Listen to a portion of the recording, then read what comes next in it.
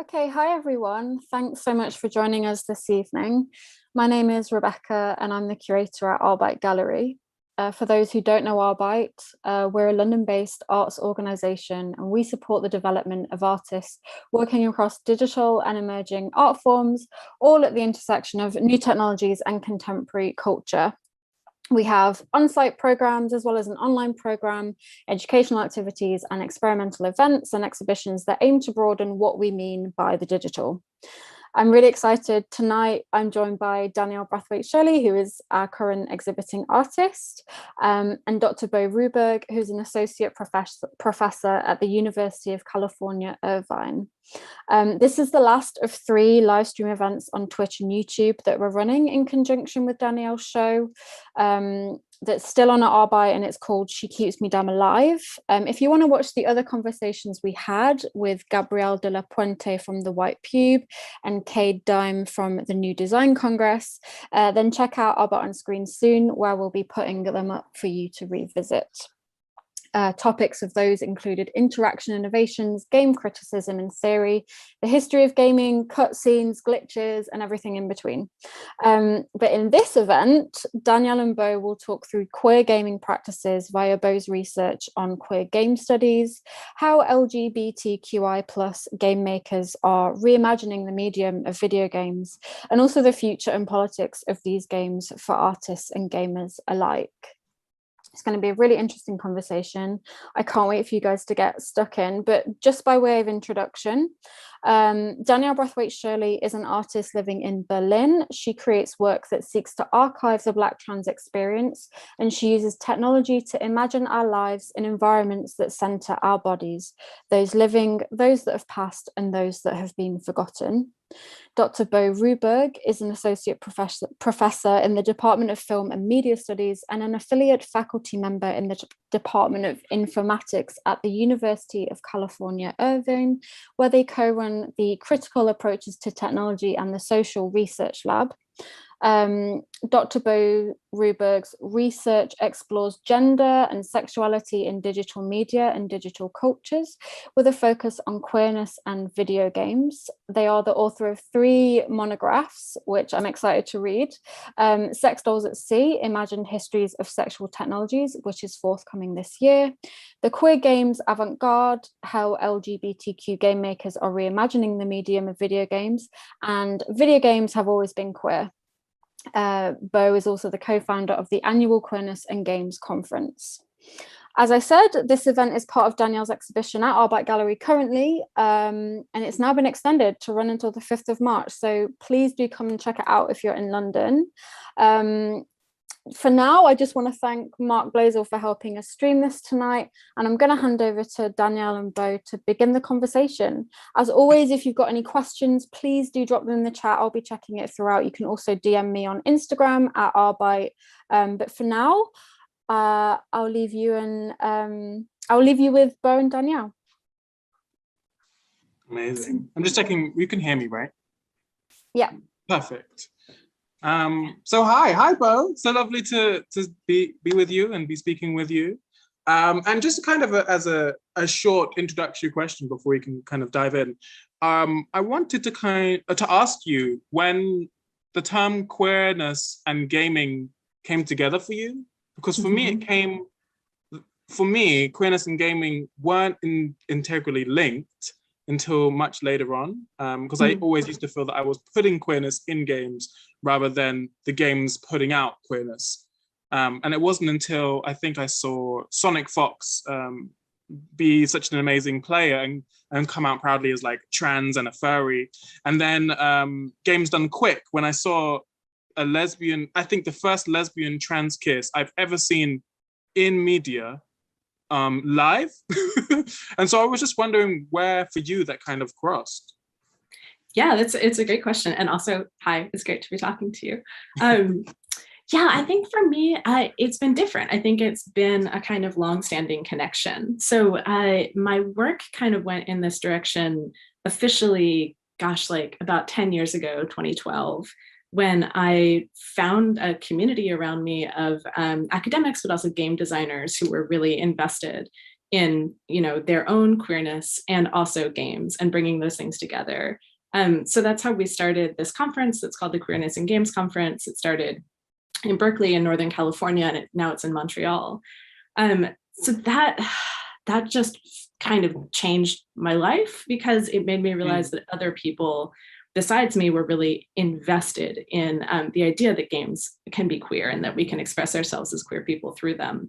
But like, for me, games have always been tied to my like intimate queer relationships as a kid, as a teenager. And I'm a weird kind of queer gamer. Like, I'm not personally so invested in like seeing on screen queer representation. I'm more invested in like exploring my like strangeness, exploring the like my weird embodied like non-binary experiences through games that maybe don't seem super queer from the outside. So yeah, I think it's always been kind of tangled up for me. Oh, that's so interesting. Yeah. So then I guess on starting with that, because you kind of said like games have always been queer, and I kind of agree with you on a well, in my own mind and how I think that technically works. But I'd love to hear like what you necessarily mean by that. Like, what specifically do you mean? Yeah, I think that's a great question, because it's like not true and true at the same time. Right. So I mean, I think one of the things that we're probably both thinking about is that like historically games, I mean, still it's true in a lot of ways, have been a really like exclusionary medium. Like games culture can be super toxic, super homophobic, super transphobic. We haven't seen a ton of queer representation in mainstream games across their history. But right. what that means to me is a kind of like reclamation, is a way of looking back at that history or looking at that culture that often tries to push us out and say like, no, if we read games and play games through our own queer experiences, through our own queer lenses, then we can see how queerness has actually been part of the structure and the play of games for a long time, and we can reclaim them. We can be like, we belong here because this medium has actually always like resonated with our experience. So that's what it means for me. Yeah, because I have this like very strong pull for games that existed before I was alive.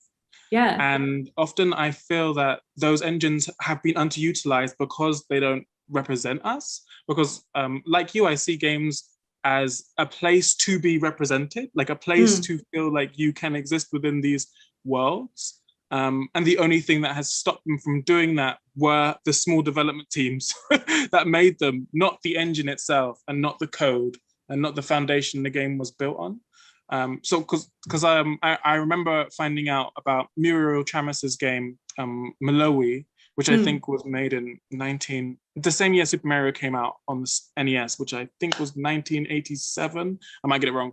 Sounds about right. For me, learning that, and learning that this Black female game designer had made a game about the history of her country the same year Super Mario came out, showed me that the kind of history and lineage of games that we know in books isn't everything, just like the kind of archives we have. And really kind of opened up this whole of gaming where I said, there must have been us, but they just weren't archived on archive.org, or they were just made at home on someone's computer and that computer was lost. And so I really feel similar in this fact that I feel like there's almost a lost queer gaming indie scene that just has been, lost because technology couldn't hold it in the same way it does now. Yeah, I think that's super fascinating. And I think you're totally right? Like, we were just talking before we started about like older RPGs and tabletop RPGs, and like this kind of moment before games got codified, before we have this idea of like what a game is supposed to be, there are all these possibilities. And I think for our queer and trans history with games, it's similar. Like that early moment where it diverges, like we can follow the like trans, like more experimental games path, or you can follow like Super Mario, right? And it's like games has chosen to go the most like normative, structured, like white cishet route, but there were other possibilities that I think you're right have gotten kind of lost. And I'm sorry, I'm just asking you a lot of questions, but no, so there's this thing for me, which was, I think it was called the hyperlink on the Apple. And for me, that was like the first, I don't know, this is very strange for me to say, but for me, that was like the first kind of queer engine, I'm going to say, that I see, because it was accessible. You know, if you had the computer, you could do it. You just needed to paint the things, and then you could change things. And I'm wondering, because I usually draw parallels to now and then, for me, I'm wondering if now maybe like Unity or the Godot engine is a similar substitute for that, or Twine. Twine is probably the better one, because I think that's where I see most of my queer games is actually Twine. And what I haven't seen yet is, I guess, like a split off of LGBTQ games. It's not necessarily like a genre or a place to go to pick out games made by queer people that aren't about queerness. And I think Celeste, for me, was like an example of something which was completely about an experience that I could relate to, but didn't have it front and center because it wasn't necessary. Yeah. And I'm just wondering what you think we're building towards in terms of like games and queerness now that we have more people making them and able to put them out. Yeah, those are all of those are really interesting points. No, I totally agree with you about engines. So I have a grad student who I work with, Cass, if you ever hear this, I'm officially shouting you out, who works specifically on queer engines, and like drawing from stuff that Robert Yang has worked on and things like that. And I totally agree with you that like accessibility is a big part of that, because if you're going to take an engine that takes a ton of training or like a big team or functionally like a bunch of money to work with, you're going to shut out those queer experiences. I think, Twine is the big one. Bitsy, Unity is like accessible, but like how accessible actually? Is it really? But I think you're right that that's a big part of it. And I think it's one of the reasons why a lot of folks are turning to like tabletop and analog game design, because you don't like, you don't necessarily need that like technical access. But then the future where things are going, like that's kind of the big question, right? I know, yeah. Because I don't know, there's always been a dream for me, is like having a trans game company, that isn't, that just exists. Like, I don't think I know of a company that exists in which a trans person helms it. And there may be one, but we just don't know about it. But for me, that's just, I don't care what they make. I just care that room exists. And that's what I'm hoping this is building towards. I don't know if it is, but I'm hoping that this kind of renaissance well, it's not really a renaissance, but this visibility in games by people who are queer, and some of them becoming extremely successful. I'm hoping that it builds towards like a structure of gaming that isn't the Candy Crush pulling money in from people, or maybe it is, but maybe just from trans people. I'm not sure. Or just give queer and trans people the money because they deserve the money. Yeah, I mean, I know that it's like not exactly an answer, but one thing that I've seen on the student level, because I've taught in places where it's like game design programs, is that sometimes I've seen a case where like a trans student was in charge of a game team where it was a bunch of them. It was like 10 people working on this game. And she got a bunch of pushback because queer experience was part of this game, but it was not the center of it. It was just like part of this character. It was like a very kind of emotion, narrative driven game. And I saw the feedback that she was getting, which was like, either this is a story about queerness or it's not. And if it's not a story about queerness, like it's just distracting to have this character be queer, which is like, she knew that wasn't true. She knew that was just like part of her character and that was important. But the like mentality of what a narrative is supposed to be like, what a game is supposed to be like it was really hard to get that through the pipeline. Right. Yeah, that's I think and this is a problem I think we currently have, is that like we're not really allowed nuance. Yeah. In which like our experiences are involved, but we're not teaching you anything. It's not about making yourself feel better. It's not like this is a trans romp. It's like, no, I made this, so it has my experience in it, but it's still GTA just with trans people. Like you know? Yeah. But I turn that back to you, because like that's what I really love every time I play through Black Trans Archive. It's like I don't know, I don't want to like explain your own work back to you, but like it has this amazing thing of like being an archive, being a testament to the folks who have come before, but also it is unwilling to like give you traditional empathy to like teach you the things that you want just to show up and be cis and feel good. And I guess, yeah, I'd love to hear about like how you thought about those things in designing it. Yeah, I mean, so for me in designing it, I didn't do it alone. I said, I have never designed a game before, or one that worked. I'm not going to talk about my one that didn't work. And so when we had this team of Black trans people, and none of them had designed games, none of them were really invested in games. They all felt kind of excluded from them. And I decided that we can design this together just by me asking you some questions. And I would just ask them questions like, who do you want to see this? How do you want to make sure? Is this accessible? And so if it's accessible, the platform is the internet. If it's on the internet, how do you decide who can see it and what can be seen? And they said, well, you should identify yourself. And so they made all those choices. And so that's when I saw like game development can be innate. It can be a decision that you would like to happen in your real life. And you can just put that decision in the game, which was mind-blowing to me, because I had before thought very logically, like, is this fun? Is this the right kind of game mechanic? Can everyone understand this instantly? And at the same time, when building the archive, at the time we were getting a lot of pressure to make it about trauma. Yeah. And so we decided that there would be no trauma in it, that we would remove every trace of trauma, and instead the thing we would archive is how we told a story. And that's why I feel very passionately about like queer games, or just queer people making games, because it's the kind of story that we ended up telling, which was new, rather than the game mechanics or anything. It's just that the way we were thinking hadn't been put into game form often. And so that it feels like very different, but I'm not taking responsibility for that. It's because like we had a team of 15 Black trans people who had never been in a room where they're listened and given the entire reins to do what they want. Yeah, no, that's amazing. And it totally makes sense that the game was made by a group of folks who were not invested in like making the right kind of game or making a game that's fun, because you created something so amazing in part because it's not bound by those rules. Like it's kind of stunning all of the ways that it's not what you expect from a game. But that process, like that design process, sounds like a really interesting one. Yeah, it's because so at the time I was researching a lot of like indie studios. So I was looking at Puppet Combo, who makes like horror games. I was looking at the person who made I think they're called Coffee something, who made Goat Simulator.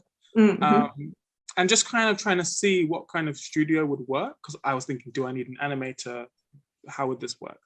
But then I realized with the open call that not many of us had even had the opportunity to think about games in the first place. So I said, I wonder if we just have you present throughout all layers of decisions, what happens?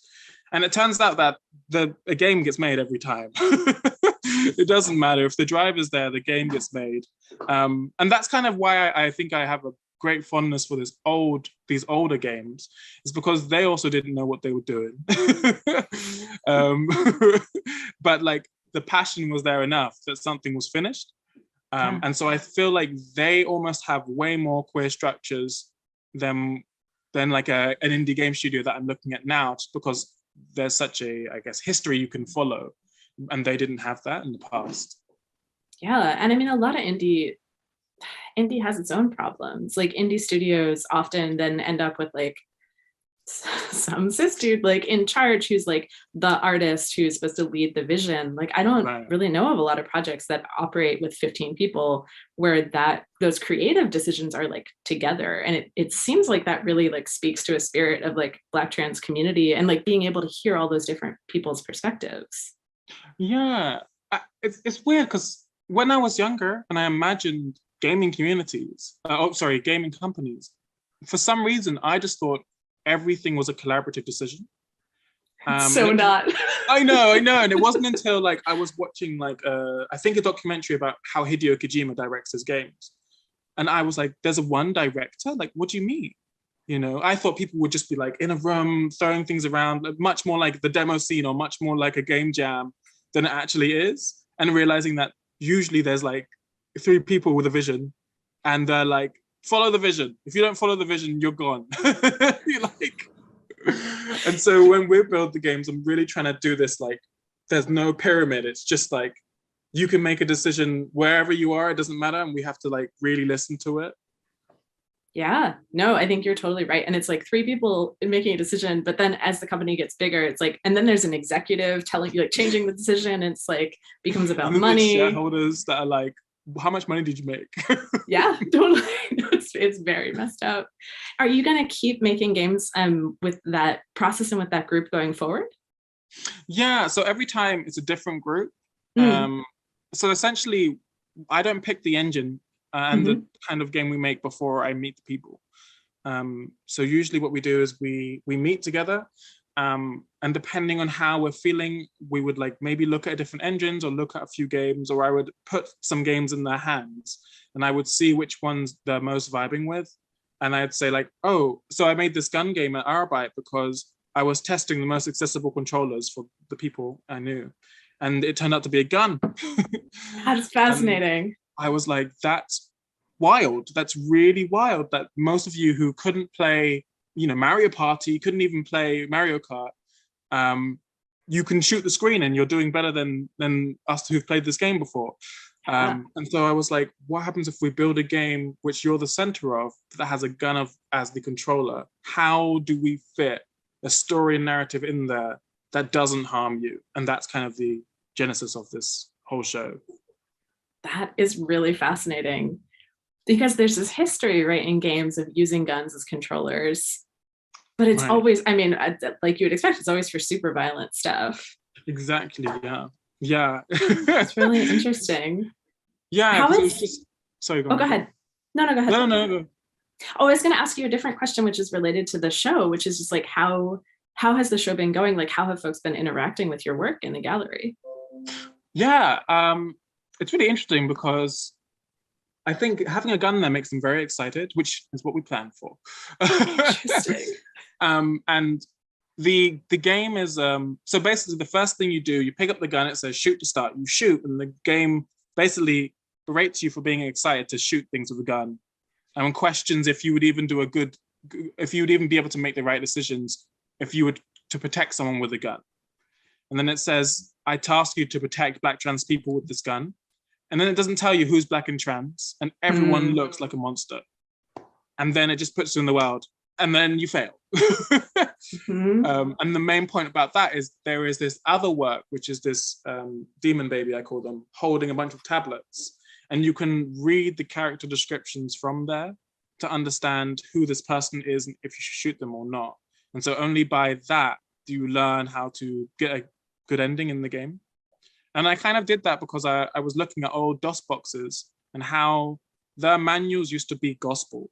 And if you didn't read the manual, in like Ultima, if you don't read the manual, you're not playing the game. You cannot do anything in the game. You don't know what is going on. And I kind of wanted the same feel of like, I'm not educating you on like transness or anything. I'm educating you on like playing this game, right? Using a gun as a controller and feeling worried about who you should shoot. And that's kind of my dream of doing that. Yeah. Oh, that's so interesting. Okay, I got to ask you a follow. Oh, sorry. Go ahead. No, I think I just want to add to that because obviously I'm at the gallery and I'm watching people come in. We've had a lot of student groups, a lot of university groups, and I think people are first kind of a bit wary of what it means to even touch things in a gallery. I think that's always something that comes up. But aside from that, like once whoever is in the gallery kind of gets that they have to shoot at the baddies to protect this person, this Black trans body, they really want to win. Like so many people come up to me and say, I can't seem to win. Why can't I win? And I say, well, that's the point. You're not really supposed to win. Like it's supposed to really tell you something about the nature of society right now.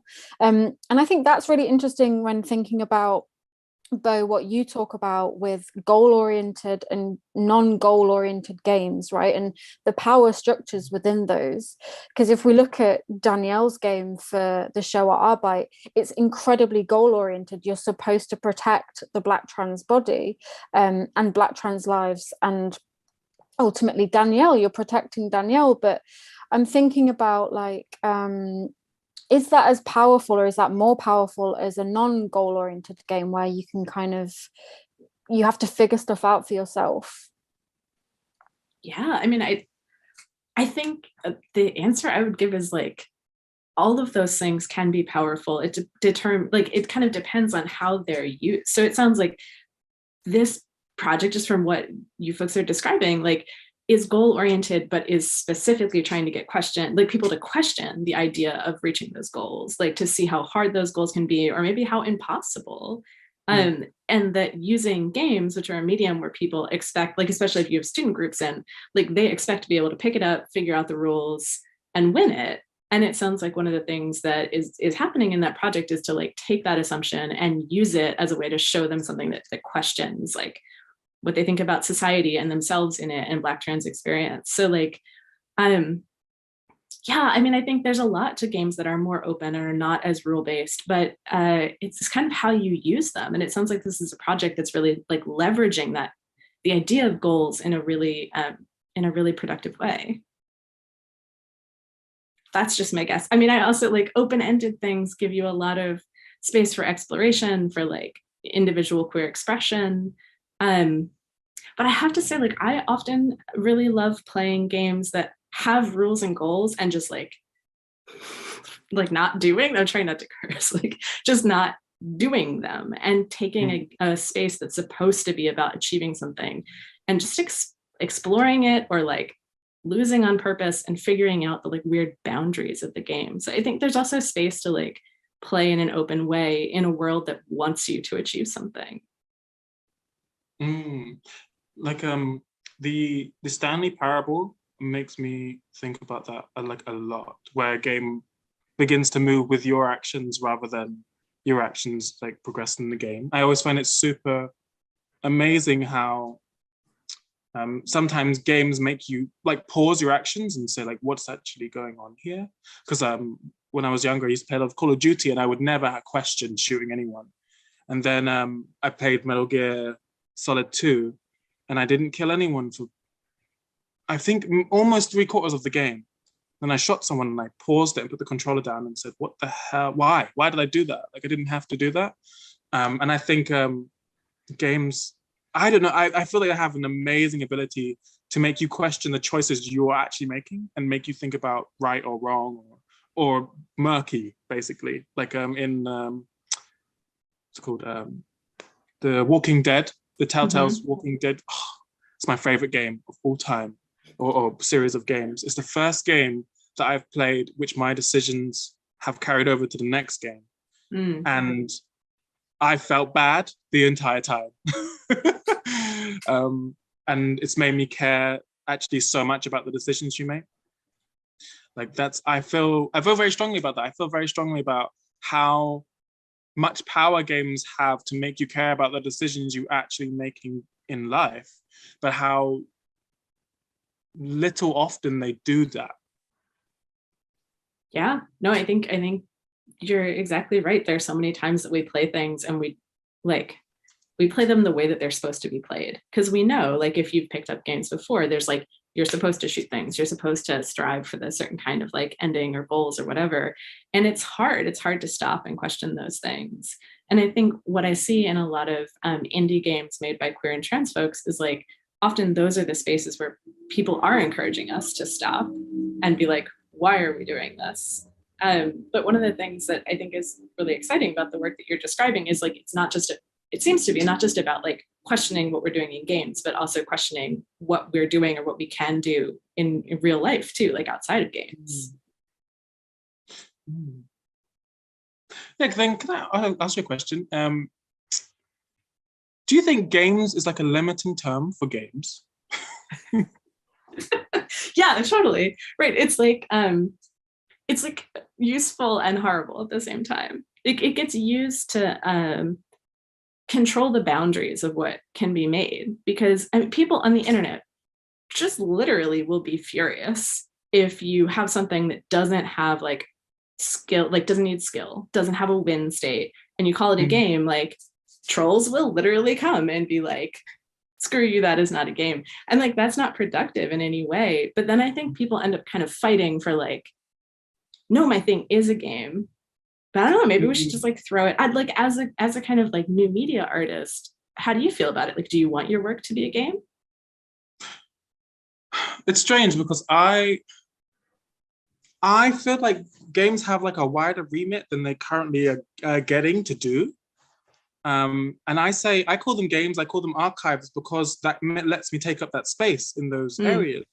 But I feel like games, just us, they're so much better than people actually give them credit for at doing certain things. Like there used to be games to teach fighters how to fight fire, how to demonstrate if a house is on fire, what are the things you should do to make sure that you survive and the other people survive. But like I don't know if it's because gaming has such a particular kind of group now, or a very vocal group, and lots of money being pushed into it, that like when you mention games to certain people, they say, I don't play games, I don't like games, I don't do games. And like the broadness of games seems to be like, it's something fun, you need a console, it has to be playable, and there has to be skill. And if you're not a gamer, you're just nothing. I don't know, like, I'm really interested in kind of, when you talk about games as experimentation, Bo, and queerness as a type of game making, for me, it doesn't make me think of games, it makes me think of like resources and use for these particular things. Yeah, I'm really interested to see, like, to be honest, if you were at the head of a company, if you were at the head of like, if Activision fired everyone and replaced it with you, it would be really interesting to see what kind of things you would push for. Yeah. I mean, I think if you replaced the head of Activision with literally me, you would get weird things. I'd be really curious, like what that kind of experimentation could do if you've got 200 bodies on a project, right? Like what kind of that like collaborative spirit. But yeah, I mean, it's a good question, because I think there are a lot of big studios out there, like a lot of big companies who do have these like diversity pushes and are trying to hire on folks who are people of color and queer and trans and all of these things. But they're not at that creative decision-making level. They're coming in at the ground floor. They don't have the power to change what we see in games themselves. But maybe being in charge of a big company would ruin us anyway. I don't know. It's a dilemma, isn't it? Yeah, no, it definitely is. I think I'd really like to come back to this this sort of thing that you both hinted at earlier, which was of queering play. And Bo, I know that you've spoken about this quite a lot before, but Danielle, I'm thinking in terms of She Keeps Me Damn Alive and the game at the gallery, and thinking about it as well as not being a game, or kind of rethinking that terminology. Like how can we play your game, or how can we queer the playing of your game at arebyte, right? Like, can we speed run it? Can we like play to fail, which I suppose we can? Can we play it in a way that it wasn't intended to be played? Can we embrace the glitches in the system? I mean, what do you think? Because I know that or maybe, Bo, you can kind of talk us through what you mean by queering play and why that's so important. Yeah, maybe I'll say that briefly because I want to hear Danielle's answer. So when I think about queering play, I'm thinking about playing in ways that a game doesn't intend, or playing in a way that mainstream games culture doesn't intend. It's not to say necessarily that like every time you play a game the wrong way, we can think of that as queer, but like if you think about play, the way that games are structured, often being about like normative desires and normative pleasures, that you're supposed to play a game because it feels good and feels fun in all of these like very kind of heteronormative ways, that when we resist that and we don't follow a game's goals and we play for our own kind of pleasures, that is a like radical way to reclaim and to queer play. But it does exactly raise the question that you're asking, Rebecca, which is like what happens when you take a queer game and you play it the wrong way. So I'm curious, Danielle, what you think? It's really interesting because I think, so I really resonate with what you just said, Bo, because or your idea of queering play, because the first thing I did when I was transitioning was play this game called Dragon Dogma, and you had to create 2 characters, and I created one that looked like me and one that I wanted to look like, and I played as the one I wanted to look like, as the other one followed me around. And so for me, that was the first time I had thought about acting out something in my real life, but using games as a method to try it out, which I think a lot of people do in like Final Fantasy and a lot of these online MMORPGs like RuneScape. They actually do that. But I think just because of my love for speedrunning, and I'm such a huge nerd, when I think about that, I instantly go to Games Done Quick, which is like a speedrunning tournament for anyone who doesn't know, and how people like mod and rip apart games to bring them joy in a game they wouldn't necessarily like playing. And I think that's a really interesting way of doing it, and something I would love to actually see. Like, I would love to see people rip apart my game. I'd love to see people talk about how they hate it. Like, I think it's, for me, it's like a really interesting way to approach games, is like finding your own fun just within the systems that exist, not within the structures that we put on you. Like, so when you see, I watched someone called Vinny, and who does corruption stockpiles. And for me, they're the most queer, non-existent games you've ever seen, because there was a Madden game, and essentially they like glitched out so much that none of the characters looked like genders anymore. You couldn't tell what was going on. It looked more like a space game, but it's a football game.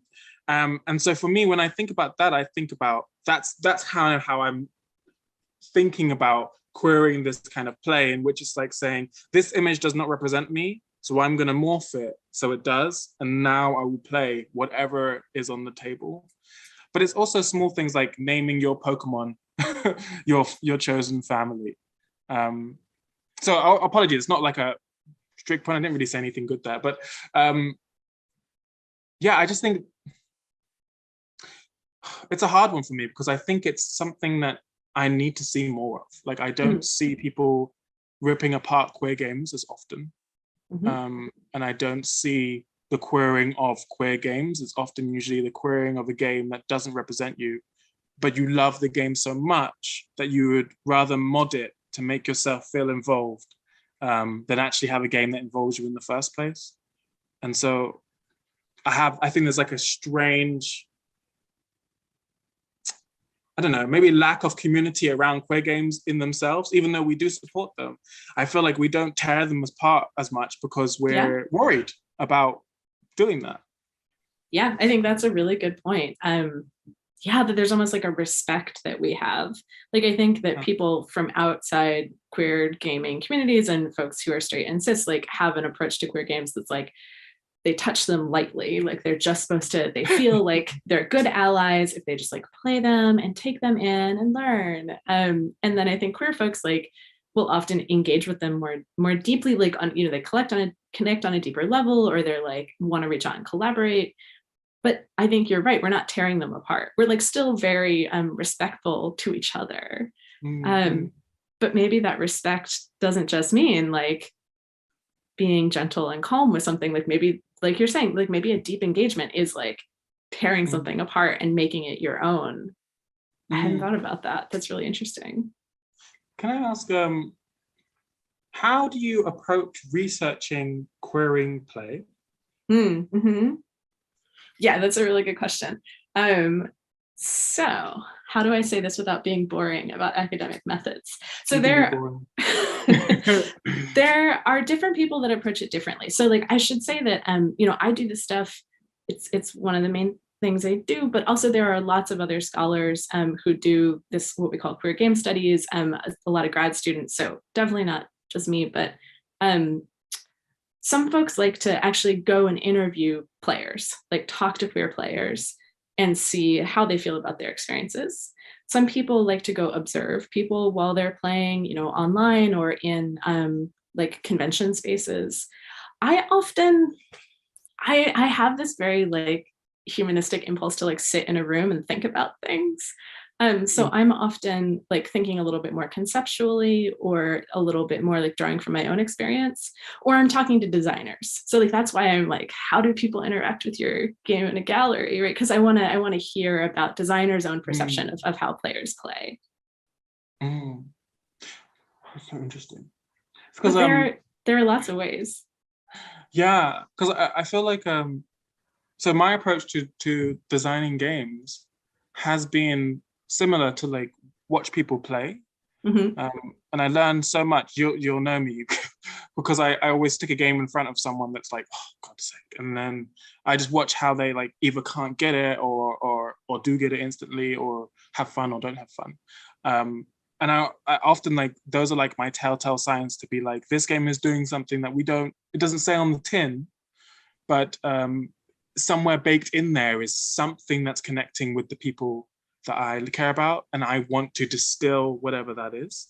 And so for me, this like I'm a very visual. I'm watching. I guess like it's strange because gaming is such an active thing, but it requires a lot of passive watching in order to understand what the best things are for other people.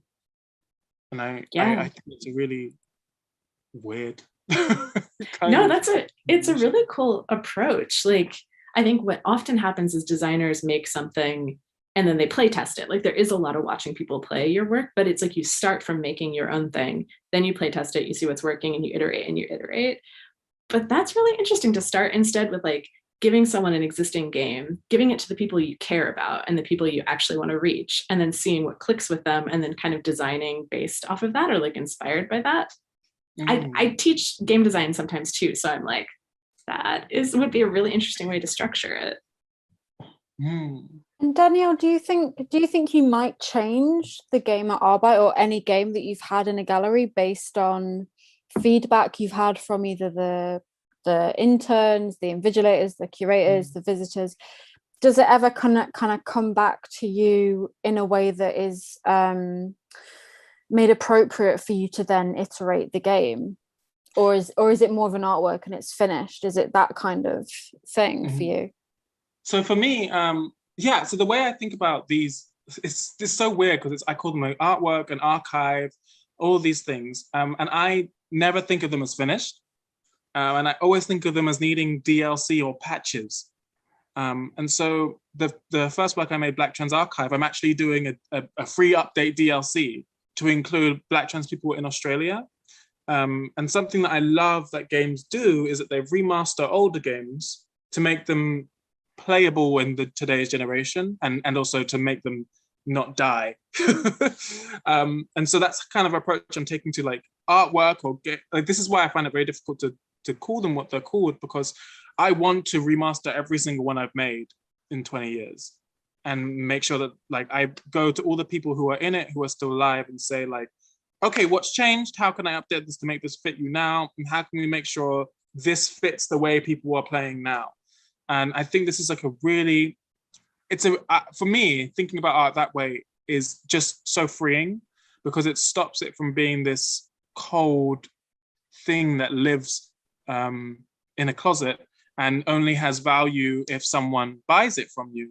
And instead it always has value, and you can always look back on it and say, I think it's time that you need some love and care, and we revisit everyone that's been involved. It's almost like a small family wrapped up within the game. Yeah, and I love that idea of framing it as survival. Like games don't survive so often, and like for queer and trans folks, like survival is a very real concern that we face all the time. And like that's so interesting, the combination of those two, right? That like you're updating the game, you're making it playable again, but you're also like checking in with people on their lives. I don't know, I'm often very suspicious of like DLC and patches and updates, because sometimes they try and make things like shiny and more realistic and new, or they try and take out bugs, they try and take out problems where like I see queer potential in those glitches. But I hadn't thought about it that way, but there's like, it's also a form of survival. Is really interesting. And I think this is why I always have a hard time describing what I do, is because I see them as archives. Like I see games as archives. I've always just seen them as archives, and they archive the people who are involved. So whenever we finish a project, She Keeps Us Damn Alive, it's based off two of my very dear friends, and they're dancing. And so everyone is dancing within the game because that's where it started. It started me recording them dancing, and I mocapped that. And so for me, it's an archive of their movement. So to come back to that game in 20 years or 10 years or whatever, and re-archive their movement, there's just something so, I don't know, I find games like amazing at that. And I find it amazing that games take the care to update and painstakingly go through textures and all of these things, which are essentially a point in time to remember. And that's why I think archives in games need a bit more overlap, basically. Yeah, I love that idea that like you're archiving the body too, like you're archiving physical movement, and that archive could update. Because like I know maybe this is part of what you mean, right? That like an archive is never done. Like an archive can always be added to, that like there's more to, like it has its own ongoing life, which is really interesting to think about games too in that way. Like they can always be added to and keep on living.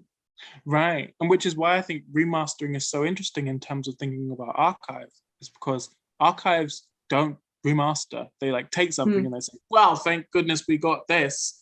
But they don't revisit that person and say like, is your identity the same? Like, does this actually reflect you anymore?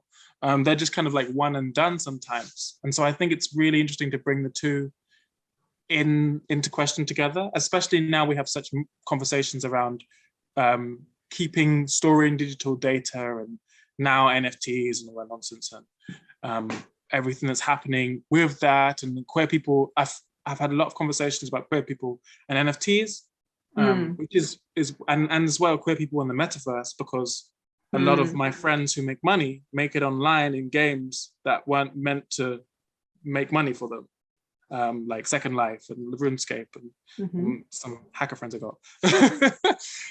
And so, yeah, I feel like for me, like I really see what you're talking about when I actually think about like sex workers in Second Life, and how like they use those spaces that were not made for them at all to actually have an income and to build a space that's actually theirs.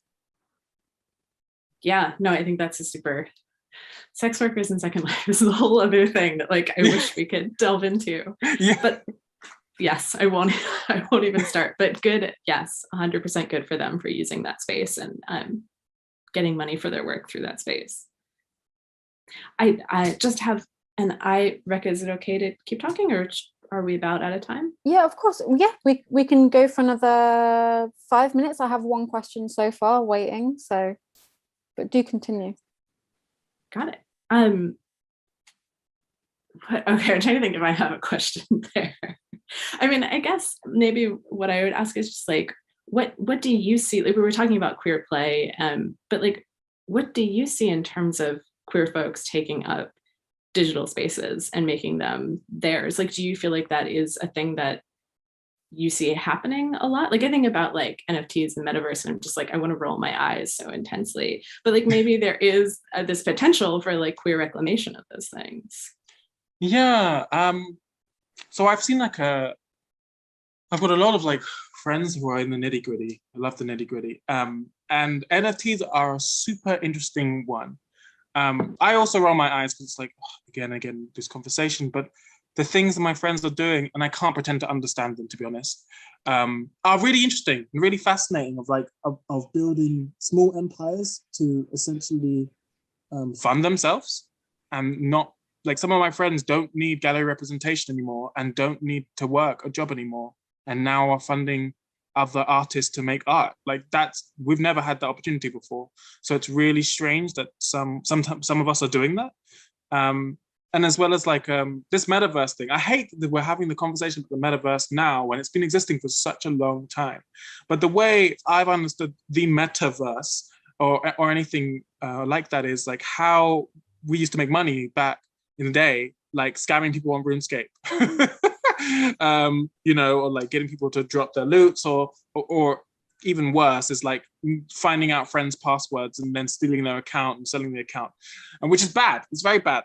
But all of that was a way to produce income or like selling Diablo 3 loot. But anyway, all that was a way to make income in a system that wouldn't have let you support each other in that way.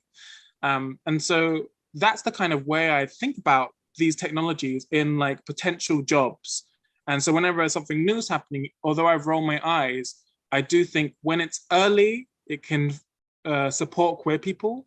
And then when the companies find out how to stop helping queer people funding themselves on it, then that's when it's rubbish. That's usually how I see the cycle of a program. Like, because especially these social platforms, because at the beginning they don't censor everything because they don't know what they're doing. And then once, you know, now YouTube is like, don't say the word fun or we'll block you, you know.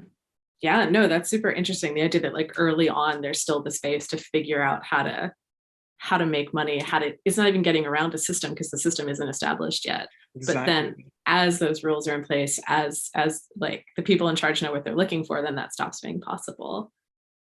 I almost think there's like, there's a de-queering. Because I just think they put out a game when it's open, it's queer because, you know, you can do what you want. And then they say, right, let's make sure it's very male and let's make sure it represents us and our team. And so they start like censoring and swiping out people and making things like more palatable for certain audience. Yeah, no, Robert Young has this great quote somewhere, geez, I think maybe on his blog, where he's talking about VR and the idea that like it's early enough to make weird VR. And it's a few years ago now, but like, you know, because VR is another thing that had like a ton of buzz around it, and it still does, but like, anyway, this idea that like those rules haven't been established yet, the like design norms haven't been established yet, and so like make weird queer VR right now, before in 10 years there's like the right way to make VR. Right. And I love that. Really good. But it does also make me think about like the breast physics thing where loads of money got put into the Dead physics of what was it called, Bo? Dead and Alive, I think. I mean, there's a couple, but Dead and Alive is one that had an entire system just for breasts. But you know, like, but because so much money, because like they knew that that's perhaps what a male audience wanted, lots of money got thrown at it, but then that made way for other advancements in physics, right? Like it wasn't just that it was for the best, perkiest breast or whatever, like it kind of did open those doors. So even though things get tunneled, they do open out again, maybe. Yeah, I think that's a really interesting point because it's kind of the opposite direction, right? We're talking about like things are open and then they get narrowed, but it's like sometimes this like super narrow, like not just heteronormative, but like really sexist, problematic way of approaching tech, like creates possibilities that then queer folks can come in and make things with, and make things that actually like resist those same norms around which the tech was made. So like doing weird things with like, you know, breast physics kind of created contemporary physics in some ways in games, but then like doing weird things with those physics. Yeah. One of the questions that I have is kind of about glitches. It kind of maybe referred to something that we were talking, you were talking about earlier, but the person says, I love the idea of glitches as queer. Do you think that consuming them through screenshots kind of takes away their dynamism and context in the moment? Which I guess they mean documentation of the glitches rather than the glitches themselves. You go first. You go first. Oh, I was gonna unfairly lob it back to you, which I guess maybe the like bigger thing I would expand out from that is like, how do you feel, Danielle, about like people watching your work instead of playing your work? That like experiencing the glitch or experiencing play is different when it's like you enacting that versus watching it. Do you feel like that's still powerful? Oh wow. Sorry. So for me, if we're coming out just from glitches, I think it's so hard. It's one of those weird things. It's like a documentation of a glitch is really interesting because it's something that can never exist in the same way again. Like the way the glitches are or happen, often you can't replicate the same exact thing. It's depending on how bad the glitch is. So a documentation of that is really interesting because you're almost saying this thing that for me as queer, it's just strange, happened. It did happen. I promise you it happened. This is what it looks like. And it might give you an idea of how to make a character that's like that. I sometimes use glitches as reference to build characters off, which is really fun. But another point is like when you're playing a glitch, it feels way more magical because sometimes you're like, I want this to stay as long as it can. How do I make sure this stays here? And then it goes and you're like, oh, God damn it. So it's a weird question. I don't think it's diluting it. It's something different. It's a different thing from being, you know, in the queer club in the 80s and then being there. Both are just as important. But one didn't need the context because the context was you there, present. And the other one needs to be contextualized right. Otherwise it can go wherever it wants to. But I think when people play my games, I hate them watching. I want them playing, which is why the next game we're developing, regardless if you're standing there watching, it takes information from you and starts to then act off that. So you just being present is a controller. But I think for me, passivity in games or within art is why I think gaming is the best form currently for me to use, because I don't like people being passive. I hate it. That's super interesting that just being a spectator in this next project, like you cannot just be a spectator. And it sounds like the game is actually reacting and being like, no, I'm going to take your information, even if you're just trying to stand there. For us, the foundation is if someone walks in and crosses their arms, that is the first controller. Interesting. Well, that's a really nice development from the arebyte show, right? Because a large part of the arebyte show is that there are cameras in the gameplay space that are streaming you to Twitch the entire time the gallery is open. So it's this kind of accountability through spectatorship. So it's really nice to see that you've taken that idea and really pushed it to make those that are passive still active, even if they don't want to be. That's quite nice. Yeah. And the way to kind of solve the game, sorry, last bit. the way to solve the game is like, it's now a group effort and it's not just one room. You've got to do certain things in all the other rooms to make this main game solvable. And if you don't do those, it won't work. But that's the aim anyway. That's a sneaky little peek. Where is that, Danielle? Where can we see that? No? Well, that's exciting. That's something for everybody to look forward to for sure. Just to finish, Bo, what have you got coming up? I mean, when is the new book out with MIT? Yes. So the book, which is not about games, but is about the history of sex tech and the history of sex dolls, is coming out from MIT Press in June. And then the next thing that I have in the works that's queer games is a new book project that's about queer post-apocalypses in games, and kind of thinking about the end of the world and life after the end of the world as queer in play. Oh, nice. Great. Well, thank you both so much. This has been a really interesting conversation. And thanks to everyone who joined us. Please do come to arebyte Gallery in London if you're around. It's on until the 5th of March now, so it's not closing in 2 days. It's going to continue for a bit longer, so please do come and see it. And in case you missed the start of this recording, you can check back on aos.arebyte.com, where we'll be posting it in about 5 days' time. But for now, thank you so much and have a good evening. Thank you so much, Bo. Yeah, thanks, Danielle. Thanks, Rebecca.